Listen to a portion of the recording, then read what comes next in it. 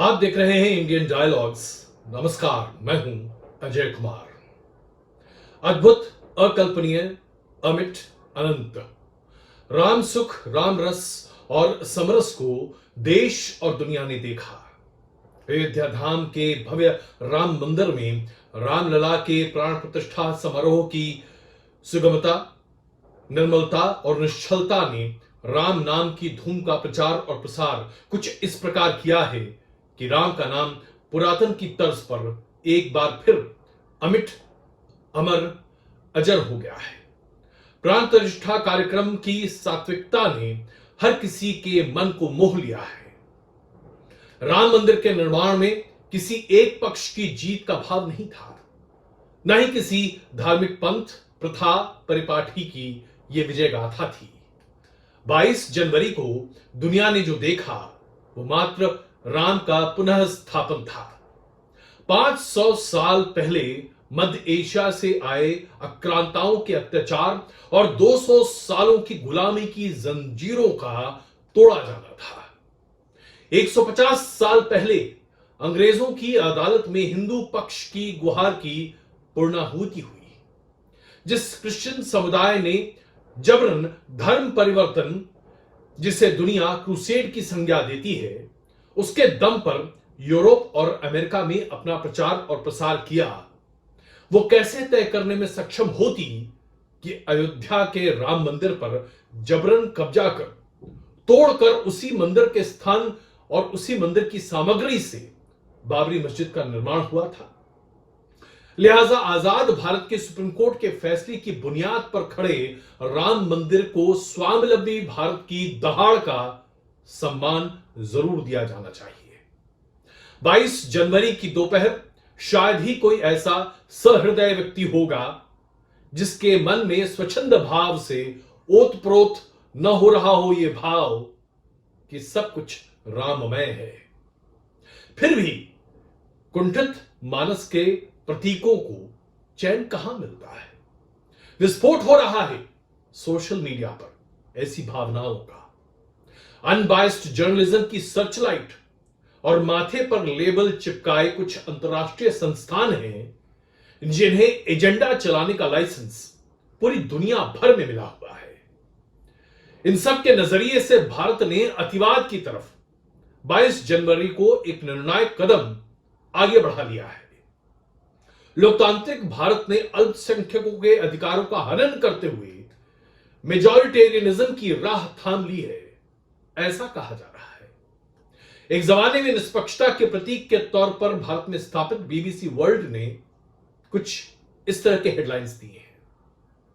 Ayodhya Ram Mandir, Indian prime minister Modi inaugurates Hindu temple on razed Babri mosque site. यानी बाबरी मस्जिद के विध्वंस की जगह पर प्रधानमंत्री नरेंद्र मोदी ने हिंदू मंदिर का उद्घाटन किया। अब जरा कोई बीबीसी से पूछे, बाबरी मस्जिद को हिंदू आस्था के वेग ने 1992 में ध्वस्त किया। 2019 में सुप्रीम कोर्ट के फैसले के बाद जमीन विवाद में हिंदू पक्ष ने सबूत के आधार पर अपना अधिकार सिद्ध किया और फिर जाकर मंदिर के निर्माण का काम शुरू हुआ। तो क्या भारत एक आक्रांता के अत्याचारों को सजोने के लिए अपनी जनता के विश्वास को खो दे? क्या ब्रिटेन में किसी चर्च को अगर इस्लामिक आक्रांताओं ने मस्जिद में तब्दील कर दिया होता तो क्या ब्रिटेन की सरकार जनमत और कोर्ट के आदेश को दरकिनार कर मस्जिद की रखवाली कर अपने सेक्युलर क्रेडेंशियल्स के होने का प्रमाण दुनिया के सामने पेश करती? क्या ऐसी कल्पना भी ब्रिटिश समाज से की जा सकती है? अगर नहीं तो भारत के लिए यह पैमाना अलग क्यों है? अब आइए जरा सीएनएन की तरफ नजर डालते हैं। सीएनएन ने अपनी वेबसाइट पर राम मंदिर प्राण प्रतिष्ठा समारोह पर 4 लेख छापे हैं। उन सब की हेडलाइंस इस तरह से है। India's Modi inaugurates controversial Hindu temple. A statue of one of Hinduism's most revered deities was consecrated at the temple, which was constructed on the site of mosque destroyed by Hindu hardliners in 1992. दूसरे headline को आपके सामने प्रस्तुत करता हूं. See why this long anticipated temple has divided India. तीसरे लेख का हेडलाइन है Muslims confront grief as India opens multi-million-dollar temple. और चौथे लेख का headline A decade-long Hindu nationalist dream is about to be achieved. What does this mean? अब जरा अमेरिकी समाज और लोकतंत्र की बातें आपके सामने प्रस्तुत करता हूं. 200 साल से लोकतंत्र का झंडा ऊंचा करने का दम भरने वाले अमेरिका में आज भी अश्वेतों को दूसरे दर्जे के नागरिक के तौर पर ही देखा जाता है. बहुतर अमेरिका में, खास करके मध्य अमेरिका में, श्वेत पुलिसकर्मी पहला मौका मिलते ही अश्वेत अमेरिकी नागरिकों पर हमला करते हैं, उनके साथ मारपीट करते हैं और अगर उन्हें लगता है कि वो आक्रामक हो सकते हैं तो बिना सोचे समझे गोलियों से भून देते हैं. ये वही देश है जिसने महिलाओं के मतदान का अधिकार अपने लोकतांत्रिक होने के 100 साल बाद दिया. यह भारत की तर्ज पर नहीं है जहां एक झटके में 1947 में महिला हो या पुरुष हो, हर वयस्क को अपने मताधिकार का इस्तेमाल भारत ने करने का संविधान के तौर पर एक अधिकार दिया. अमेरिका वो देश है जहां पहली बार अश्वेत राष्ट्रपति के तौर पर बराक ओबामा को मौका मिला 2008 में, 200 साल बाद. तब तक कोई अश्वेत अमेरिका का राष्ट्रपति नहीं बन सकता था.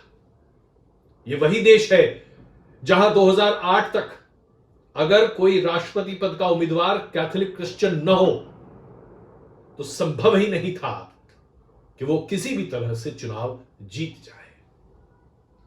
अब जरा हम अल जजीरा वेबसाइट पर नजर डालते हैं. टेलीविजन चैनल भी है और पूरे अरब में बड़े पैमाने पर देखा जाता है. बहुत ही प्रतिष्ठित चैनल है. उसकी पहली रिपोर्ट की हेडलाइन है India's Modi opens Ram temple built on site of demolished mosque in Ayodhya.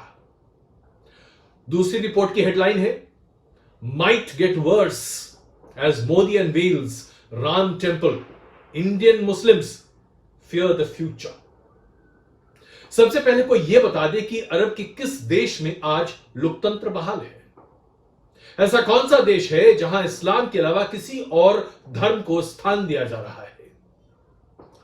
जिन देशों में इस्लाम की भिन्न पद्धतियों को भी जगह नहीं दी जा रही है, उस समाज में क्या सर्वधर्म संभव का मतलब ही किसी को समझ में आता होगा? तो क्या ये वही देशों का समूह नहीं है जिन्होंने टर्की के सोफिया हेग के बाइजेंटाइन चर्च के जबरन दूसरी बार मस्जिद बनाए जाने पर खुशियां जाहिर नहीं की थी? तो साहब, हम अल जजीरा टेलीविजन चैनल और वेबसाइट से पूछना चाहते हैं, किस नजरिए से आप भारत को देखते हैं साहब? हां, कुछ अंतरराष्ट्रीय मीडिया संस्थान हैं जैसे कि रूसी आरटी न्यूज, जिन्होंने भारत की तासीर को समझते हुए प्राण प्रतिष्ठा समारोह को कुछ इस अंदाज में प्रस्तुत किया. India's Modi inaugurates $200 million temple in Ayodhya. The grand ceremony was attended by around 8,000 people, including politicians, business tycoons, and Bollywood stars. इस कवरेज में कहीं कोई तंज, तिरस्कार या मस्जिद के नाम पर कोई विकार नहीं देखने को मिला. खैर, विदेशी संस्थानों को ही हम क्यों दोष दें हमेशा? खुद हमारे देश के कुछ ऐसे विचार हैं, कुछ ऐसे लोग हैं जो कि विदेशी आक्रांता और उनके अत्याचार के हिमायती हैं, उस सोच को अपना मानते हैं. भारतीय पत्रकार राना आयूब को देख लीजिए, जो कि वॉशिंगटन पोस्ट के लिए लिखती हैं. उन्होंने अपने एक्स के हैंडल पर लिखा, मैं कोट कर रहा हूं, imagine having to approach every Muslim account in the morning to feel better about your existence and your faith. उसके बाद आज ही के दिन यानी कि 22 तारीख को ही उन्होंने दोबारा लिखा, this day will not just mark the brute majoritarianism of those in power, but also the silence of those who were once the bulwarks against communalism. इतने पर रुकती नहीं है। 25 साल पुराने बीबीसी के लेख को राम मंदिर प्राण प्रतिष्ठा के हेडलाइन से जोड़कर अल्पसंख्यकों पर हो रहे तथाकथित तौर पर अत्याचार को दर्शाने की पुरजोर कोशिश करती हैं अपने एक्स हैंडल पर। अब कोई जरा इन मोहतरमा से पूछे, मुंबई में आप रहती हैं, किस अल्पसंख्यक को देश के किस बहुसंख्यक ने मंदिर के नाम पर प्रताड़ित कर दिया है?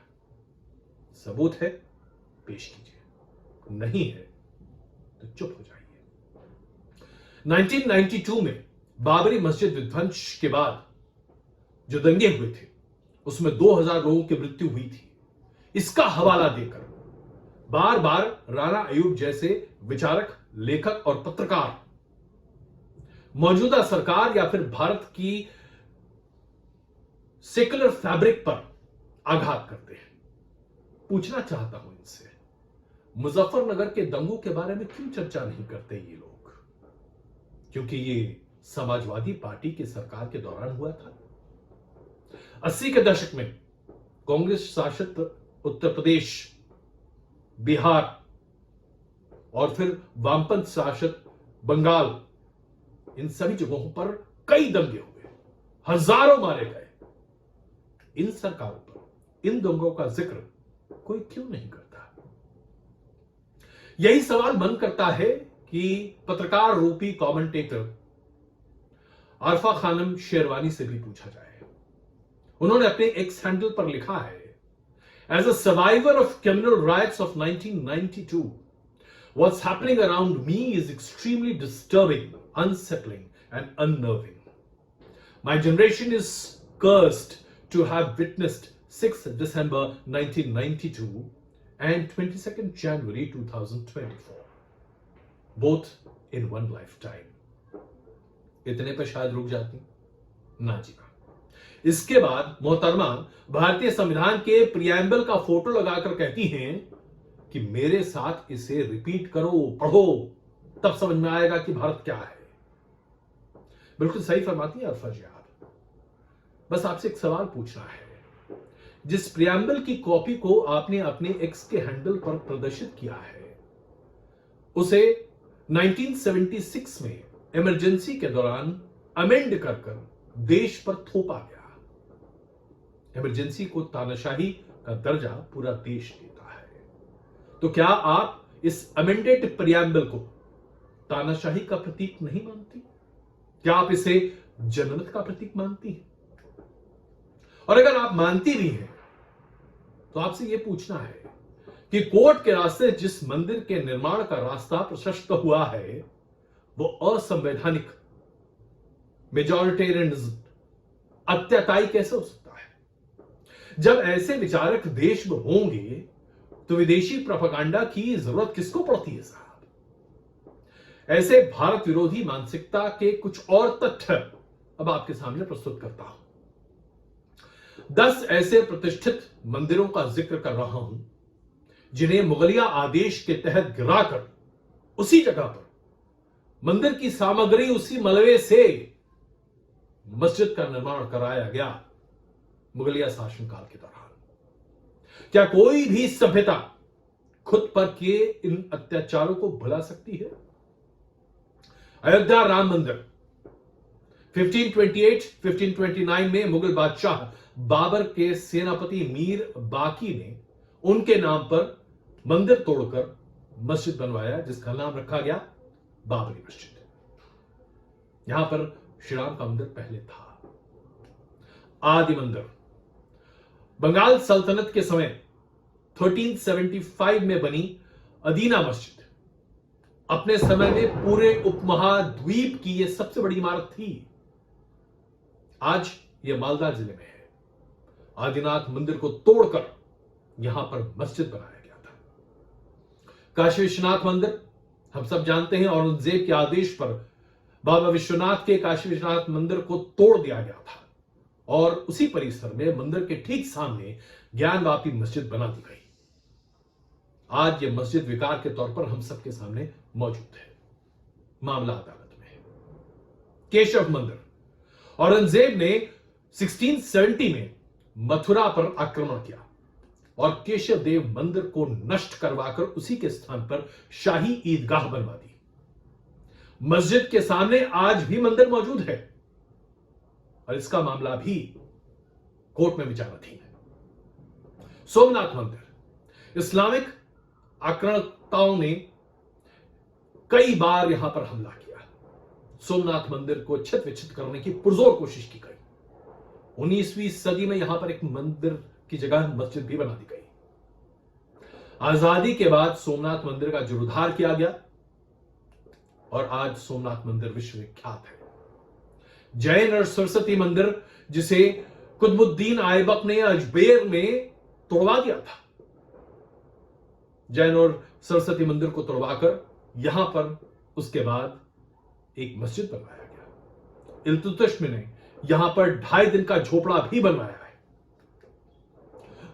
रुद्रमहालय मंदिर, अहमद शाह ने जब गुजरात पर हमला किया तो सिद्धपुर के इस मंदिर को ढा दिया गया और मंदिर की जमीन पर मस्जिद खड़ी कर दी गई। विजय मंदिर, खाजुराहो के पास बीजा मंडल है, जहां प्राचीन समय में सूर्य देव का भव्य मंदिर हुआ करता था। औरंगजेब के जमाने में इसे नष्ट कर आलमगीरी मस्जिद बना दी गई। सूर्य मंदिर, ये आज पाकिस्तान के मुल्तान शहर में है साहब। कभी यहां पर सूर्य देव को समर्पित एक विशाल मंदिर हुआ करता था। इतिहासकार मानते हैं कि जामी मस्जिद इसी मंदिर की जगह पर बना हुआ है। मोडेरा सूर्य मंदिर, गुजरात का मोडेरा सूर्य मंदिर भी मुसलमान आतताओं के कहर को झेल रहा था। पहले महमूद गजनी ने लूटा, फिर अलाउद्दीन खिलजी ने बर्बाद किया। आर्कियोलॉजिकल सर्वे ऑफ इंडिया यानी कि ASI ने इस मंदिर को रिस्टोर किया है। ऐसे कई मंदिर हैं जिसके बारे में हम चर्चा कर सकते हैं। लोग तो कहते हैं कि हिंदुस्तान में 60,000 ऐसे मंदिर हैं जिन्हें तोड़कर मस्जिद बना दी गई। कई ऐसे लोग हैं जो इस बारे में दावा करते हैं कि जब एक बड़ी आबादी ने इस्लाम कबूल किया तो मंदिर की जगह मस्जिद तो बनेगा ही। ऐसे तमाम लोगों से मैं बस एक सवाल पूछना चाहता हूं। बीते 2000 साल में दुनिया भर के धार्मिक अनुयायी भारत आए, भारत की धरती को अपना घर बनाया, भारत की सभ्यता और संस्कृति में रच बस गए। बस कोई यह बता दे कि क्या किसी हिंदू शासक ने मस्जिद, चर्च, कब्रगाह या किसी भी धर्म की इबादत की जगह पर उसे ध्वस्त करके मंदिर या शिक्षण संस्थान बनवाया है? ऐसा कोई प्रमाण है क्या? और अगर नहीं तो फिर हिंदुओं को अपनी धार्मिक भावना, अपने धर्म स्थान, पद्धति, रचना, इसका अधिकार नहीं है? और अगर नहीं है तो कब तक सहता रहेगा हिंदू? क्योंकि कभी ना कभी तो प्रतिकार होगा। और आज जब हिंदू अपने अधिकार, अपने स्वायत्त, अपने राम के लिए खड़ा हो रहा है तो क्या यह गलत है?